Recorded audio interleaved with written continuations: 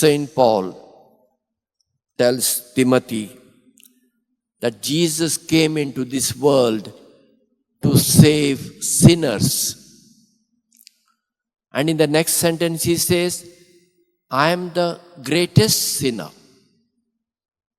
We know Paul was a great apostle. Peter and Paul are placed on the same level. And yet, Paul admits that he is a sinner. This should be a lesson for all of us, irrespective of our positions in the society.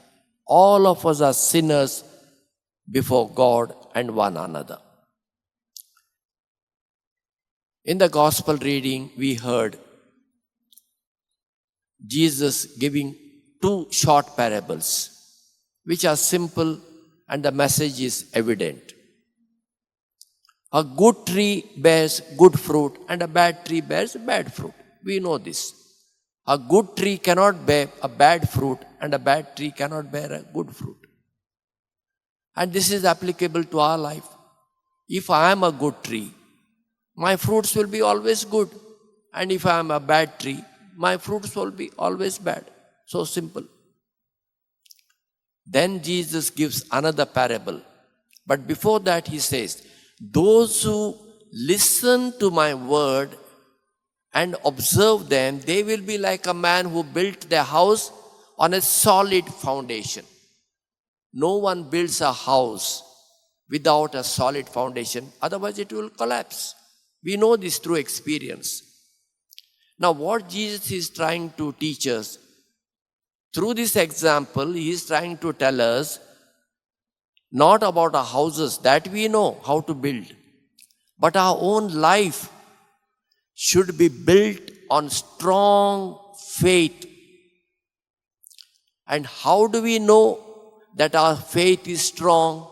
When everything goes on very smooth, everything is nice, I have a good health, I have a job, everything I have, then my faith maybe is okay. But my faith will be tested not in good times. My faith will be tested in difficult times. Unexpected sickness comes in the family. An unexpected accident takes place. No fault of your own. You lose your job.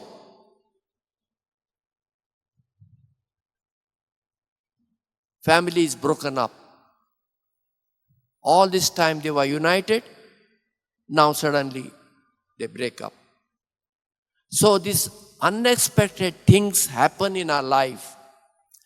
That is the test of our faith. If those moments we remain with God, with Jesus, then we have built our life on rock. Otherwise it is on sands. My experience as a priest, I see the common people, simple people, poor people, their faith is strong in God because they have nothing else to rely on except God. But the well-to-do people, the rich people, those who have many degrees, have a lot of position in the society, their faith is not so strong. I know a poor lady, a Hindu lady, a widow, got cancer. 3 years she could not work. Somebody took her to GMC and treated. A Catholic lady gave her shelter and her children were put in some sisters' boarding. The Catholic lady took care of her. But afterwards told her, you leave my house. So she left. Here and there, trying to find a place. Another Catholic lady took her and introduced her to a Catholic institution.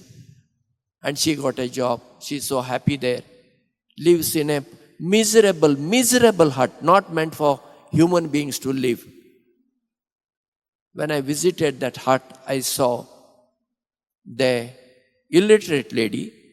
There is picture of Jesus and Bible. Not one, two. One is an entire Bible, another one is a New Testament next to it. And she says, I pray every day, at least 1 hour before this picture of Jesus, because I have nobody else except Jesus. See, such is the faith. And my own faith increased. Whether it is in a married life, single life, or religious life, priests and nuns, we should lay our foundation on solid ground. Otherwise, we will not last for too long. And you know how married lives these days break down so fast.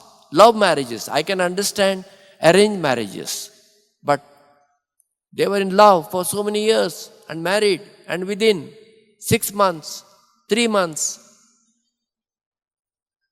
marriages are broken. They can't see eye to eye. Why? Because foundation was laid on something else. Maybe on riches, maybe on beauty, maybe on social status. I don't know. But if the foundation was laid on Jesus, the marriage will last not for 30 years, not even 40 years, till your death, marriage will last. So let us pray for not only this couple, let us pray for all the married couples, that their faith may be rooted in Jesus. They may remain faithful to Jesus, come what may. And they may grow in Jesus. For this grace, let us pray.